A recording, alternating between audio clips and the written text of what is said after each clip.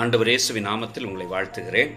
மத்தேயு 5ஆம் அதிகாரம் 7ஆம் வசனம். இரக்கமுள்ளவர்கள் பாக்கியவான்கள், அவர்கள் இரக்கம் பெறுவார். இரக்கத்தை மனிதர்களுக்கு வெளிப்படுத்த, சக மனிதர்களுடைய தேவைகளில் அவர்கள் பேரில் இரக்கம் கொள்ளுகிற ஒரு இருதயம், அது ஆசீர்வதிக்கப்பட்டது, பாக்கியம் உள்ளது என்று கர்த்தர் சொல்கிறார்.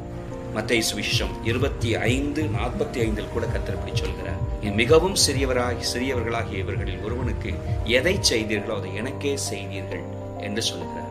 மனிதருக்கு செய்கிற இரக்கத்தை, உதவிகளை ஆண்டவர் தனக்கே செய்கிறதாக இந்த வசனத்தின் மூலம் சொல்கிறார். தேவையுள்ளவர்களை தேவைகளை சந்திக்கத்தக்கதான நிலையில் கர்த்தர் வைத்திருந்தார். அப்படிப்பட்ட தேவைகளை சந்தித்து இரக்கம் காட்டுவோம் என்று சொன்னார். ஆண்டவருடைய பார்வையில் ஆசீர்வதிக்கப்பட்டவர்களாகவும் அவருடைய இரக்கத்திற்குரியவர்களாகவும் இருப்போம். கர்த்தர் உங்களை ஆசீர்வதிப்பார். Praise the Lord.